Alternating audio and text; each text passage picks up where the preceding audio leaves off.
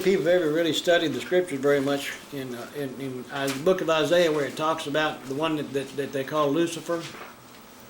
You know, it's really the name Lucifer. The word Lucifer was never a name until the English translators put a capital L on it and called it a name. But the actual Latin word that St. Jerome put in there just means a light bringer. You know, and even the scripture tells us that Satan comes as a what? As a minister of light, and is any wonder that his ministers are ministers of righteousness. So somebody put a capital on it, and they called it Lucifer, and they called it a name. But there is no name for Satan in the scripture, nowhere. He's called Hasatan, the adversary, is all it is. But in that passage, it's talking about Hasatan, the adversary. He was gorgeous, and he was beautiful. And his pride lifted him up, right? And pride is what caused him to fall. And even in the book of Job, doesn't it talk about Leviathan being the chief, you know, over all the children of pride? He's their captain. Again, it's referring back to the symbol of the serpent, which represents the adversary.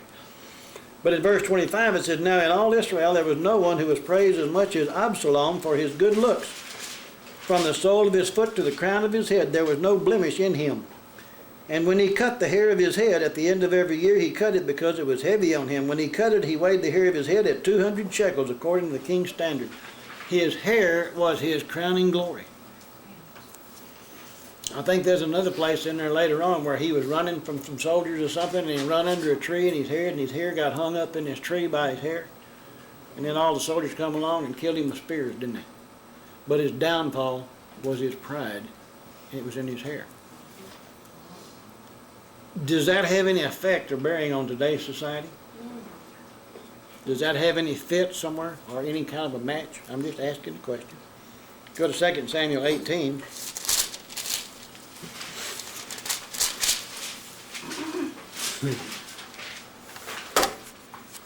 My. Well, that was a quick hour. Y'all gonna have to listen much quicker now.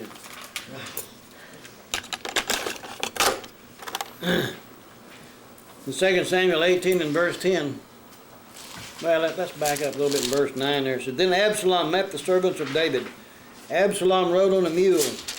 The mule went under the thick boughs of a great terebinth tree, and his head caught in the terebinth, so he was left hanging between heaven and earth. And the mule, which was under him, went on. Now a certain man saw and told Joab and said, 'I just saw Absalom hanging in a terebinth tree.'" Now, isn't that amazing? Man being hung up there in a tree by his hair, and he's hung up there and he can't get loose. Long enough for people to go see, and then somebody else go get a group and then go back and stick him with spears. Sounds terrible, but remember, he was trying to get all the people to kill his father. Go to Job. You know, Job is right in front of Psalms. Job chapter 41.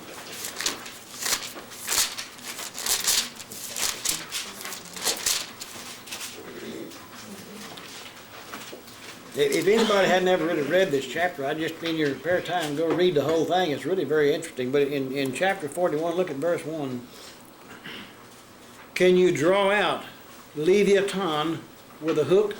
I know most people say Leviathan, but that's just an English word, but phrase. But the word itself is Leviathan. "Can you draw out Leviathan with a hook, or snare his tongue with a line which you lower?" It's kind of like, can you go out and catch him out of the water with a fish with a pole and a hook or something like that? That's what he's talking about, Leviathan, right?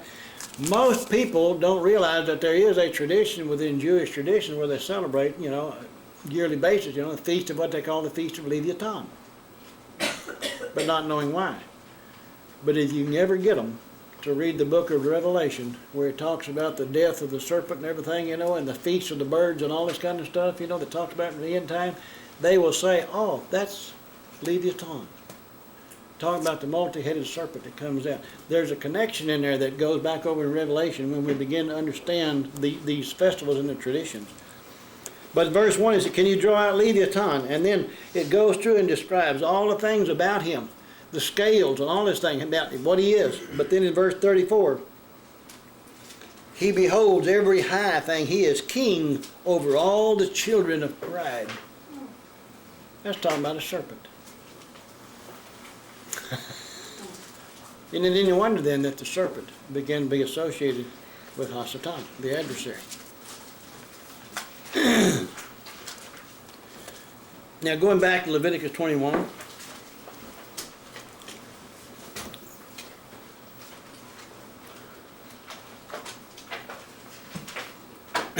Verse 16, we're going to move on. And Yahweh spoke to Moshe, saying, Speak to Aaron, saying, No man of your descendants in generations who has any defects may approach to offer the bread of his El, or of his Creator. He's saying if a priest has a defect, he can't be the one to offer it. Because remember, you have to be perfect before you can offer what is perfect. Verse 18, For any man who has a defect shall not approach, a man blind or lame who has a marred face or any limb too long, a man who has a broken foot or broken hand. Remember, if you have any kind of defect like that, you can't perform properly what Yahweh calls him to do. Or is a hunchback or a dwarf, or a man who has a defect in his eye, or eczema, or a scab, or is a eunuch. No man of the descendants of Aaron, the priest who has a defect, shall come near to offer the offerings made by fire to Yahweh. He has a defect. He shall not come near to offer the bread of his Elohim. He may eat the bread of his El, both the most holy and the holy. Only he shall not go near the veil or approach the altar, because he has a defect, lest he profane my sanctuaries, for I, Yahweh, sanctify them. Everything in the priesthood is designed to give us an image or a picture of the Mashiach. And it has to be perfect because he was. There was nothing wrong. There was no error. He wasn't the Passover. He became the Passover. When you think of the word Passover, is also meaning not only the Passover, the time when the death, passed over the people, but the word itself, Pesach, also means the victim. So then when you think of it, he was not the Passover, the celebration, but he became the victim. And in that becoming the victim, he took our sin through what he did.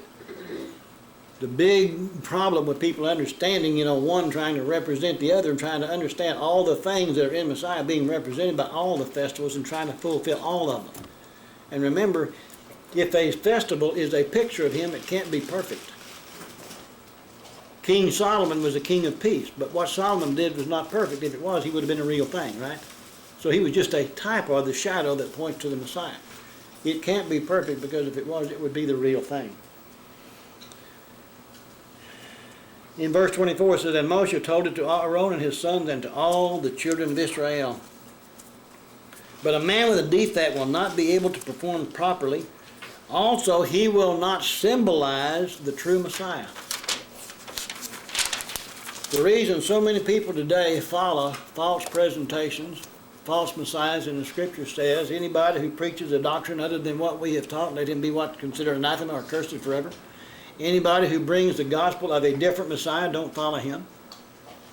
The only gospel that can be preached is the true word of what Yahweh says concerning the Mashiach.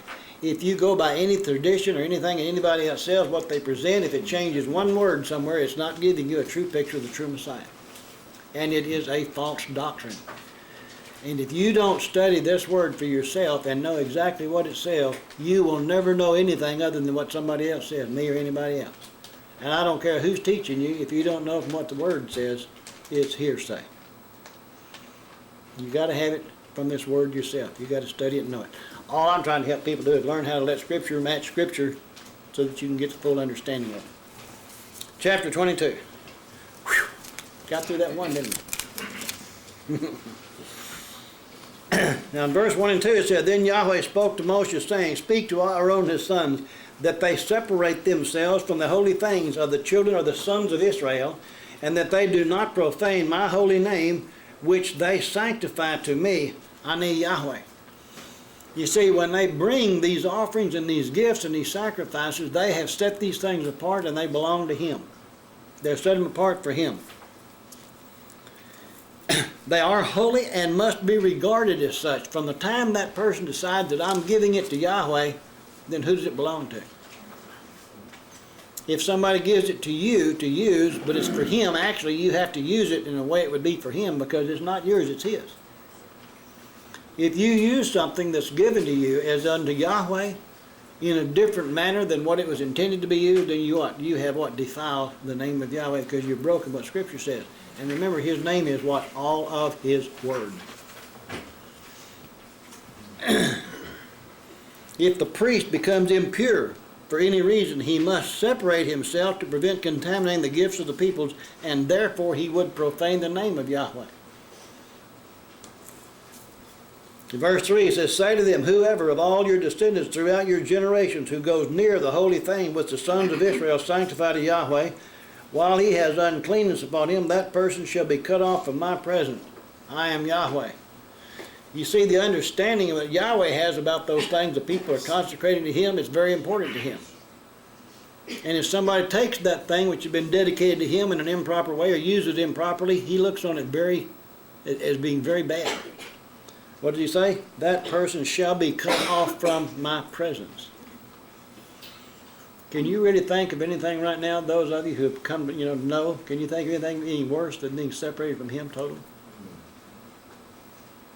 What would be worse? I'm not talking about people that run around in the world, they don't care anything about him anyway. They say they do, but they really don't. That doesn't matter. Whether they're separated or not, they wouldn't know the difference. But those who are really with him, if you cut off from his presence, that would be devastating. Verse 4, whatever man of the descendants of Aaron who is a leper or has a discharge shall not eat the holy offerings until he is clean.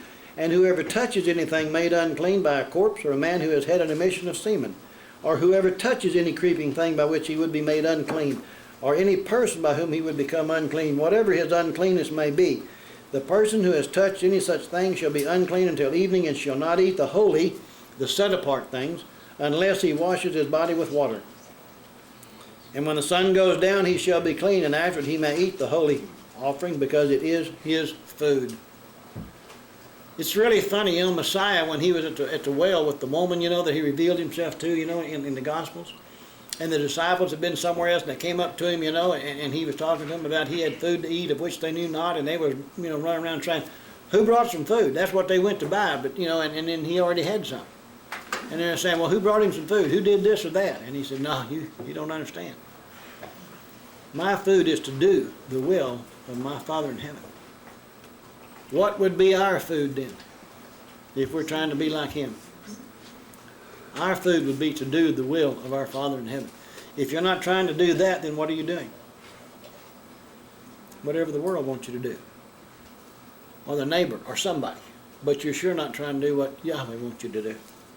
And then verse 8, whatever dies is implied naturally without, being killed. Or is torn, he shall not eat to defile himself with it. I am Yahweh. They shall therefore keep my ordinance, lest they bear sin for it and die thereby if they profane it. I, Yahweh, sanctify them. Most people think today, well, I didn't die last time, so it ain't going to happen no more ever. You don't realize I already did. It's just when you're dead, you don't know it. Isn't that strange? Verse 10, no outsider shall eat the set-apart thing. One who sojourns with a priest or a hired servant shall not eat the holy or the set-apart thing, but if the priest buys a person with his money, he may eat it, and one who is born in his house may eat his food. If the priest's daughter is married to an outsider, she may not eat of the holy offering, the set-apart things, if she's married to an outsider. That's kind of a what? Unholy union, wouldn't you say? But if the priest's daughter is a widow or divorced and has no child and has returned to her father's house as in her youth, she may eat her father's food, but no outsider shall eat it. That means if you're not in the family, you're an outsider, right? Well, if you're not in the family, then where is your kinsman redeemer? You don't have one. If you're not in the family, you don't have a kinsman redeemer, do you? So I'm thinking, no man can redeem anybody else. And the only redeemer that comes is to what? Yahweh, who is the kinsman redeemer, of Israel, right? And if you're not in the family, part of Israel, you don't have a kinsman redeemer. Tough thought, isn't it? And if a man eats the holies, or the set-apart things unintentionally, then he shall restore a holy or a set-apart to the priest and add 1/5 to it. That's 20%. Whatever the value is. They shall not profane the set-apart offerings of the children of Israel, which they offer to Yahweh, or allow them to bear the guilt of trespass when they eat their set-apart things, for I, Yahweh, sanctify them. And Yahweh spoke to Moses, saying, speak to Aaron and his sons, and to all the sons of Israel, and say to them, whatever man of the house of Israel, or of the strangers in Israel, who offers his sacrifice for any of his vows or for any of his freewill offerings, which they offer to Yahweh as a burnt offering. Of your own free will, a male without blemish from the cattle, from the sheep, or from the goats. Whatever has a defect you shall not offer, for it shall not be acceptable on your behalf. Remember in Malachi he was talking about they had robbed him in tithes and offerings, and they'd been bringing those things that weren't acceptable. Thing about it is, some people might, have a dinner for the governor or the state or something like that, and they'd dress up for them, or they'd offer kind of stuff. But they wouldn't put on the kind of spread for Yahweh that they put on for some state legislator guy or an officer. I mean, you're saying, think about how do we feel, concerning what we do about Yahweh or about the world around us. Where is our considerations? We learn things because of what we've been taught on how to deal, people of the world, but we never really think about what the creator of the universe really deserves. Verse 21, and whoever offers a sacrifice, a peace offering to Yahweh, to fulfill his vow, or a free will offering from the cattle or the sheep, it must be perfect to be accepted. There shall be no defect in it. See, that all points to Messiah, and it has to be perfect. Messiah had no sin. He was made to be, but he had no sin. He created nothing. Verse 22, those blind or broken or maimed or have an ulcer, or an open running sore is what that's talking about, or eczema, or scabs you shall not offer to Yahweh, nor make an offering by fire of them on the altar to Yahweh. Either a bull or a lamb that has any limb too long or too short you may offer as a free will offering, but for a vow it shall not be accepted. It's not hard to think about how many hours the priest would spend going over and examining animals and so forth for people trying to find out if this little animal of some kind had some kind of a defect. Hours sometimes it must have taken just to go over looking for a miscolored hair somewhere, or to make up all these rules and regulations. And yet we wouldn't spend 10% of that time trying to find out if we have some kind of a defect that would make us unfit. Do you understand where I'm coming from, what I'm trying to get to think about? And we would laugh about those people, about what they do. Oh, them Jews, they do all this kind of stuff. And yet what they're doing is exactly what we're supposed to be looking at in ourselves. And 99% of the time, all our time is spent trying to figure out what somebody of the opposite sex thinks about us, not what Yahweh thinks. And he's the only one that really matters. Verse 24, you shall not offer to Yahweh what is bruised or crushed or torn or cut, nor shall you make anything, an offering is implied in your land of them. Nor from a foreigner's hand shall you offer any of these as the bread of your ale, because their corruption is in them. You can't even take something from a foreigner because it's corrupted. Even if it was perfect in every other way. He says their corruption is in it. It's the same thing, and the people, when they carried the thing around, the tabernacle in the wilderness, and the poles, and all the different things, and if any one of them ever had any kind of corruption, they would have handled the things of Yahweh. That's why the sacrifice had to be there to purify and cleanse the temple before the people could be, cleansed. Everything had to be perfect. Verse 26, and Yahweh spoke to Moshe, saying, when a bull or a sheep or a goat is born, it shall be 7 days with its mother. And from the 8th day and thereafter it shall be accepted as an offering made by fire to Yahweh. It's on the 8th day. Verse 28, a cow or a ewe, do not kill both her and her young on the same day. And when you offer a sacrifice of thanksgiving to Yahweh, offer it of your own free will. He's not forcing you to do something. You're going to do it on your own free will. And if it didn't cost you anything, it's not a sacrifice. Think about that. If it didn't cost you anything, it's not a sacrifice. If you give something to him just because you got to and you didn't need it, it doesn't mean anything. It's not a sacrifice. Verse 30, on the same day it shall be eaten. You shall leave none of it until morning. On me, Yahweh. Remember how that fits back into what took place in the Passover.